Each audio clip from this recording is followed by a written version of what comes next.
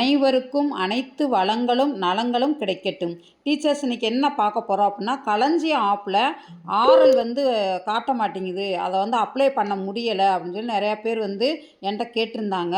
ஆரலுக்கு எப்படி அப்ளை பண்ணணும் அப்படிங்கிற பற்றி நான் சொல்ல போகிறேன். அடுத்து நம்ம லீவ் அப்ரூவல் பண்ணிட்டாங்களா இல்லையா, சிஎல் போட்டிருப்போம், ஆர்எல் போட்டிருப்போம், எம்எல் போட்டிருப்போம், அதெல்லாம் அப்ரூவல் பண்ணிட்டாங்களா இல்லையா அப்படிங்கிறத எப்படி பார்க்குறது, யார் அதை போய் அப்ரூவல் கொடுப்பாங்க அப்படிங்கிற பற்றி உங்களுக்கு ஸ்டெப் பை ஸ்டெப்பாக சொல்கிறேன். இந்த இதை நீங்கள் ஸ்கிப் பண்ணாமல் பாருங்கள். ஓகே, எப்பயும் போல் நீங்கள் களஞ்சி ஆப்பை ஓப்பன் பண்ணிக்கோங்க. ஏற்கனவே நீங்கள் களஞ்சி ஆப்பு எல்லாருமே நம்ம ஓப்பன் பண்ணி வச்சுருப்போம். சர்ச்சில் போய் கேன் கொடுத்தாவே அது களஞ்சியன்னு காட்டிடும். அதை ஜஸ்ட்டு ஓப்பன் பண்ணிக்கோங்க. ஓப்பன் பண்ணிவிட்டு இந்த இடத்துல உங்களுக்கான யூசர் ஐடியை நீங்கள் கொடுத்துக்கோங்க. கொடுத்துட்டு நீங்கள் என்டர் கொடுத்தீங்கன்னா அது ஆட்டோமேட்டிக்காக உள்ளே போயிடும்.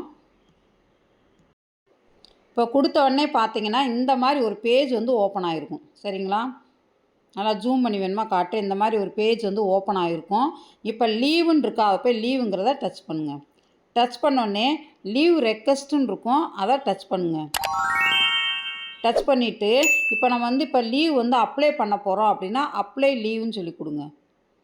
கொடுத்துட்டு லீவ் டைப்பு இருக்கா, அதில் போய் லீவ் டைப்பை டச் பண்ணிவிட்டு நீங்கள் எந்த லீவ் போடுறீங்களோ அந்த லீவை டச் பண்ணிக்கோங்க.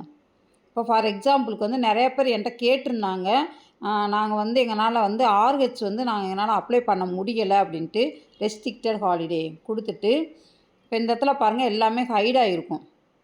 ஹைட் ஆகிருக்கா, இதை போய் டச் பண்ணுங்கள். டச் பண்ணோன்னே இந்த டேட் காட்டும். ரெஸ்ட்ரிக்டட் ஹாலிடே காலண்டர்னு இருக்கும். ஒன்று நல்லா புரிஞ்சுக்கோங்க, அந்தந்த மந்த்துக்குரிய அந்த ஆர்ஹெச் அது கரெக்டாக காட்டும். இப்போ 10, 13, 27 காட்டியிருக்கு. இப்போ இந்த இதை காட்டியிருக்கோம். இந்த இடத்துல பார்த்தீங்கன்னா இப்போ நீங்கள் 10ஆம் தேதி ஆர்ஹெச் லீவ் போடுறீங்க அப்படின்னா 10ஆம் தேதி அன்னைக்கே நம்ம டச் பண்ண முடியாது. ஏன்னா ஆர்ஹெச் அப்ளை பண்ண முடியாது. நீங்கள் 10ஆம் தேதி லீவ் போட்டிருக்கீங்க அப்படின்னா நீங்கள் 11ஆம் தேதி இந்த லீவுக்கு அப்ளை பண்ணலாம். அதாவது ஆர்ஹெச் லீவுக்கு மட்டும்தான் அந்த மாதிரி, சிஎலுக்கோ எம்எலுக்கோ இந்த மாதிரி கிடையாது. அது மட்டும் நம்மளால் டச் பண்ண முடியாது. நிறைய பேர் சொல்கிறாங்க, எங்களால் ஆர்ஹெச் லீவுக்கு அப்ளை பண்ண முடியலை ஆர்எலுக்கு அப்படின்னு சொல்லி கேட்குறாங்க. இதுதான் ரூல்ஸ். இதை ஃபாலோ பண்ணீங்க அப்படின்னா நம்ம கரெக்டாக நம்ம அப்ளை பண்ணிக்கலாம். இப்போ ஃபார் எக்ஸாம்பிளுக்கு நீங்கள் 13ஆம் தேதி லீவ் போடுறீங்கன்னு வச்சுக்கோங்க. லீவ் போடுறீங்க அப்படின்னா உங்கள் ஸ்கூலுக்கு எல்லா தகவலுமே நம்ம கொடுத்துருவோம். கொடுத்துட்டு நீங்கள் 14ஆம் தேதி போய் அதை டச் பண்ணிங்கன்னா 13ஆம் தேதி ஆட்டோமேட்டிக்காக அது சப்மிட் ஆயிரும். நீங்கள் 13ஆம் தேதி அன்னைக்கே நீங்கள் லீவுக்கு அப்ளை பண்ணிங்கன்னா அது அப்ளை ஆகாது. அது ஹைடாகி அப்படியே தான் நிற்கும். அப்போ என்ன சொல்கிறாங்கன்னா, என்னால் அப்ளை பண்ண முடியலை அப்படின்னு சொல்லி சொல்கிறாங்க. இதே இது அடுத்து பாருங்கள், 27ஆம் தேதி ஒரு லீவ் இருக்கா, அந்த லீவுக்கு 28ஆம் தேதி தான் நீங்கள் பண்ண முடியும். அன்னைக்கே நீங்கள் பண்ண முடியும். இது இந்த ரூல்ஸ் ரெஸ்ட்ரிக்டட் ஹாலிடேக்கு மட்டும்தான், மற்றதுக்கு கிடையாது. அது நல்லா தெரிஞ்சுக்கோங்க. இப்போ நான் 27ஆம் தேதி அப்படின்னு சொல்லி நான் போட்டுறேன். நான் லீவ் போட்டிருந்தேன் ஆர்எல், அதனால் போட்டிருக்கேன். இப்போ அட்ரஸ் டியூரிங் லீவுன்னு இருக்கா, அதில் போயிட்டு நீங்கள் எந்த ஏரியாவோ அந்த டிஸ்ட்ரிக்டை நீங்கள் போட்டுக்கோங்க. இல்லை எந்த ஊரோ அந்த போட்டுக்கோங்க. லீவ் ரீசன் கேட்டிருப்பாங்க, அதில் போய் அதர்ஸில் போய் கொடுத்துட்டு என்ன ரீசன் சொல்லி பாருங்கள். நான் டெம்பிளுக்கு போனதுனால டெம்பிள்னு சொல்லி கொடுத்துட்றேன் நான். சரிங்களா, இப்போ இந்த இடத்துல பாருங்களேன், in case of UEL EOL on MC whether certificate attach. நீங்கள் சிஎலுக்கோ அடுத்து ஆர்எலுக்கோ நீங்கள் எந்த சர்டிஃபிகேட்டுமே அட்டாச் பண்ணணுங்கிற அவசியம் கிடையாது. சிஎல் ஃபார்மை இதில் போய் நம்ம ஃபோட்டோ எடுத்து அப்லோட் பண்ணணுங்கிற அவசியம் கிடையாது. சரிங்களா, நம்ம எதுக்கு கொடுக்க போகிறோம் அப்படின்னா, எம்சி மெடிக்கல் லீவ் போட்டால் கொடுக்க போகிறீங்க, யூஇஎல் போட்டால் கொடுக்க போகிறீங்க, இஓஎல் போட்டால் கொடுக்க போகிறீங்க, அவ்வளோதான். சரிங்களா, வேறு எதுக்குமே நம்ம கொடுக்கணுங்கிற அவசியம் கிடையாது. சப்போஸ் நீங்கள் எம்எல் போடுறீங்க அப்படின்னா இதை டச் பண்ணிவிட்டு நீங்கள் இதில் போய் do you want to upload a ஃபைல்னு கேட்குதா, இதை டச் பண்ணிவிட்டு நீங்கள் கொடுத்துக்கலாம் நீங்கள். சரிங்களா, ஆனால் இப்போ நம்ம சிஎல் இஎல் கொடுக்குறப்போ கொடுக்கணுங்கிற அவசியம் கிடையாது. இந்த இடத்துல வேலிடேட் ரெக்வெஸ்ட்னுக்கா, அதை போய் கொடுத்துருங்க. கொடுத்தோடனே இந்த இடத்துல பாருங்களேன், leave dates are already apply leave. நான் ஏற்கனவே அப்ளை பண்ணனால எனக்கு காட்ட மாட்டேங்குது. சரிங்களா, அது எப்படிங்கிறத நான் சொல்கிறேன். நான் இப்போ நான் வந்து சிஎல் வந்து எப்படி எப்படி வந்து அப்ளை பண்ணுறது அப்படின்னு சொல்லி காட்டுறேன். இப்போ கேஷுவல் லீவும் கொடுத்துட்டு இப்போ நான் நாளைக்கு வந்து லீவ் போடுறேன் அப்படின்னா இந்த டேட்டை வந்து டச் பண்ணிட்டேன் நான். இங்கே பாருங்கள், நாளைக்கு வந்து எத்தனாந்தேதினா 29ஆந்தேதி டச் பண்ணிவிட்டு ஓகேன்னு கொடுத்தீங்கன்னா இப்போ வந்து ஃபார் எக்ஸாம்பிள் இந்த இடத்துல பாருங்கள் என் டேட்டுன்னு இருக்கா. ஃபுல் டேனா ஃபுல் டேன்னு கொடுத்துடலாம், ஆஃப் டேனா ஆஃப் டேன்னு கொடுத்துருங்க. சரிங்களா? இப்போ ஃபுல் டேனா ஃபுல் டேன்னு கொடுத்தீங்கன்னா ஃபுல் டேயில் வந்துடும். இப்போ இந்த இடத்துல போய் அட்ரஸ் வந்து நீங்கள் கொடுத்துக்குங்க. நீங்கள்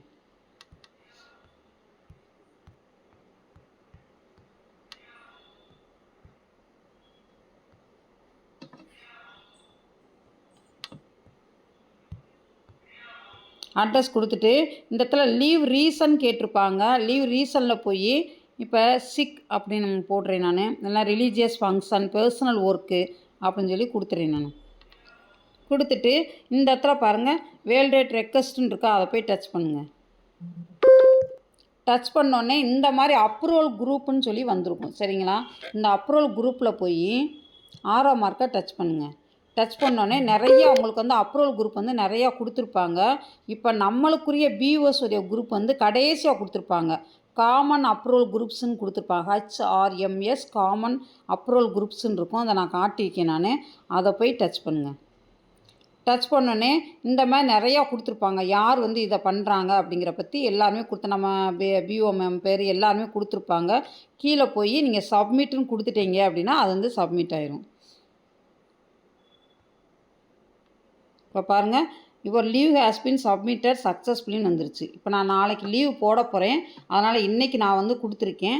your leave has been submitted successfully வந்துருச்சு. ஓகேன்னு கொடுத்துருங்க. அவ்வளோதான் முடிஞ்சிச்சு. சரிங்களா?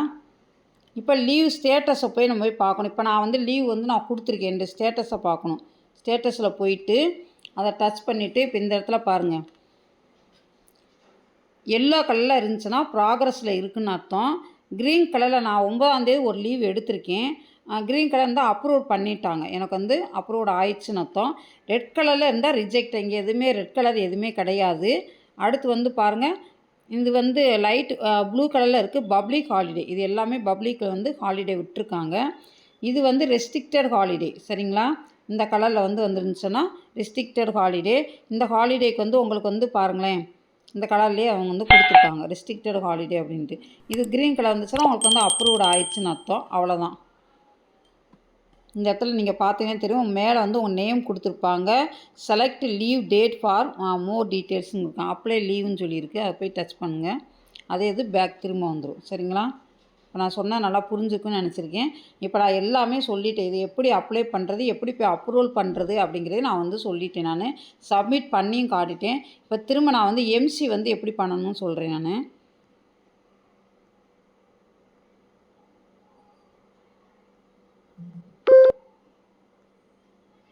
நிறைய லீவ் கொடுத்துருக்காங்க. இதில் வந்து இதை பார்த்தீங்கன்னா நீங்கள் வந்து கேஷுவல் லீவு, அடுத்து வந்து child adoption leave, child hair leave, compensatory leave, EOL without MC, EOL ஆனால் அப்ராடு, ஏர்ன் லீவ் எல்லாமே கொடுத்துருக்காங்க. இப்போ வந்து எம்சி வந்து எப்படி அப்ளை பண்ணுறதுங்கிற பற்றி பார்ப்போம்.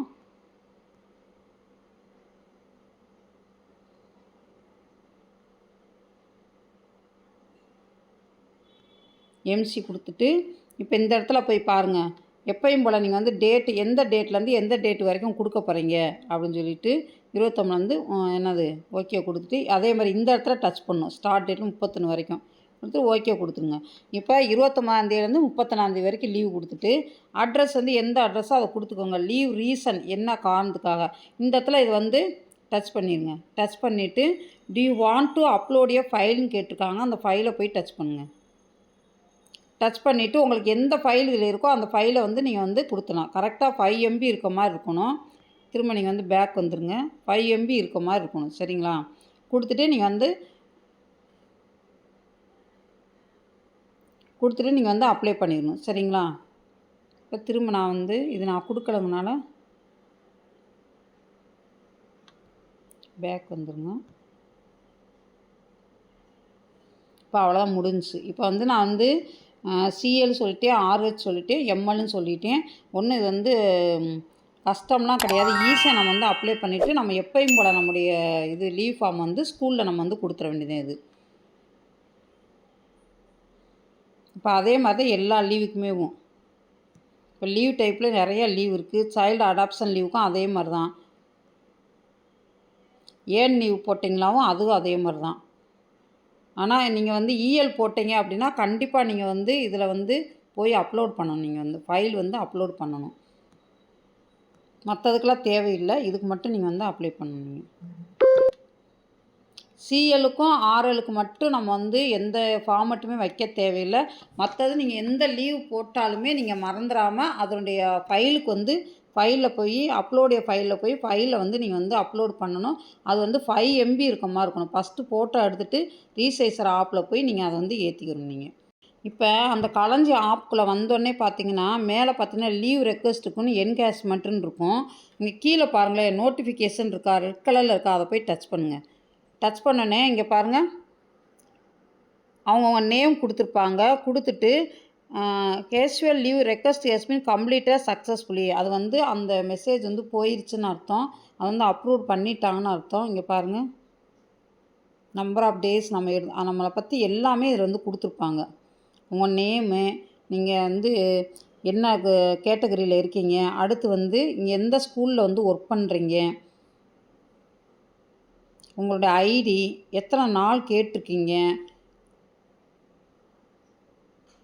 நீங்கள் எதுக்காக கொடுத்துருக்கீங்க, ரிமார்க்ஸ் பர்சனல் ஒர்க்கு நான் கொடுத்தல கொஞ்ச நேரத்துக்கு முன்னாடி, அது எல்லாமே வந்து அதில் வந்து கொடுத்துருப்பாங்க.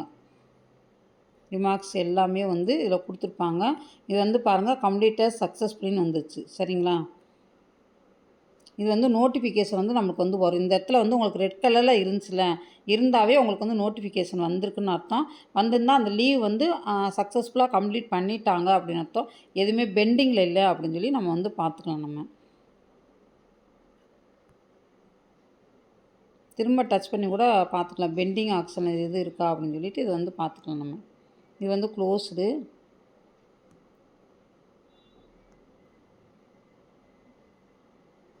இந்த மாதிரி தான் நம்முடைய லீவை வந்து எப்படி பார்க்கலாம் அப்படிங்கிற பற்றி நம்ம வந்து தெரிஞ்சுக்கலாம். நம்ம